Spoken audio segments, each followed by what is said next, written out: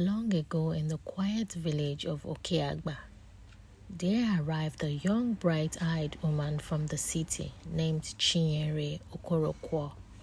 Chinyere was a youth corps member serving a one-year post in the village boarding secondary school. She was a sight to behold, always dressed impeccably with her long black hair tied neatly and her sharp, elegant heels clicking as she walked down the dusty paths. Her heels made a distinct sound, koi, koi, koi. Chinyere quickly became beloved at the school.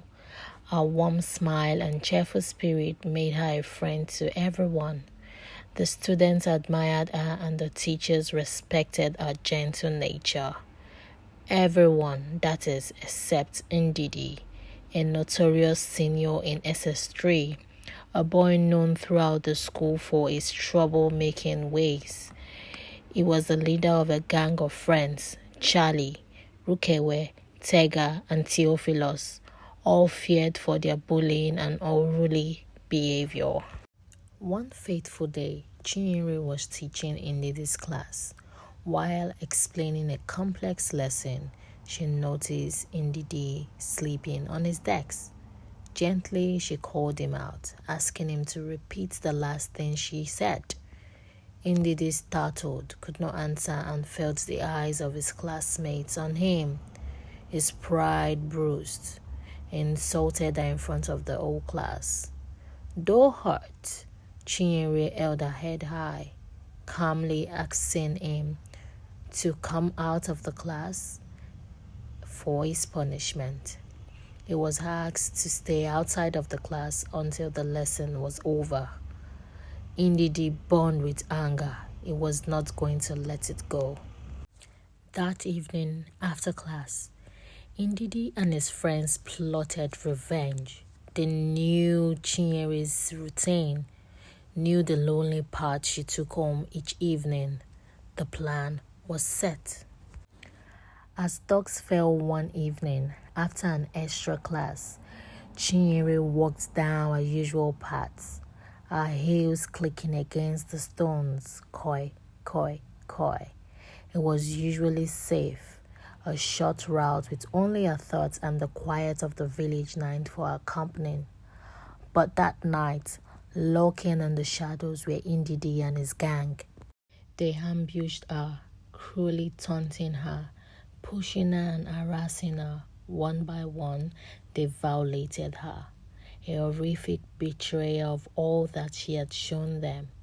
When Chinyere, in one of her last acts of defense, tried to fight back, Ndidi struck her with a stone. She fell to the ground, and her spirit leaving her body on that lonely path. For weeks, there was no trace of Chinyere. The villagers whispered, her family worried, and her students asked. But Ndidi and his gang kept their secrets, pretending they knew nothing. 6 months passed, and she was declared missing. And people began to assume, is she really missing? Or did she leave? Perhaps she fled from the harshness of rural life. Yet, Chinyere's spirit would not rest. Taken from life too soon, without proper rights and without justice, her soul became restless, and vengeance filled her once kind heart. One midnight, students began to hear an eerie sound echoing through the halls of the school.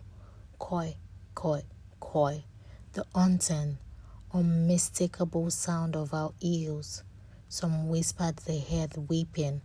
Others said they saw the shadow of a woman dressed in white. But as dawn broke, rumors turned to horror. A student was found dead, with no explanation. The whispers of Miss Koi Koi spread like fire through the village. It didn't take long before Theophilus and Thier were found lifeless, their faces frozen in terror. Rukewe, now terrified, urged Ndidi to confess, but Ndidi's pride would not allow it. It's just a tale to frighten children, he scoffed. Rukewe couldn't bear it any longer.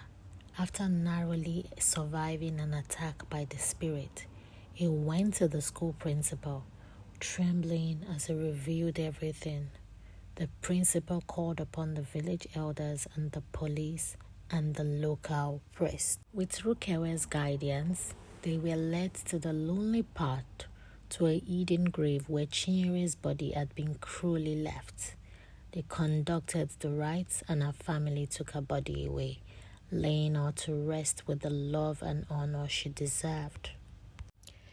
Ndidi and Rukewe were arrested and were sentenced to a long time in prison, facing justice for the life they destroyed.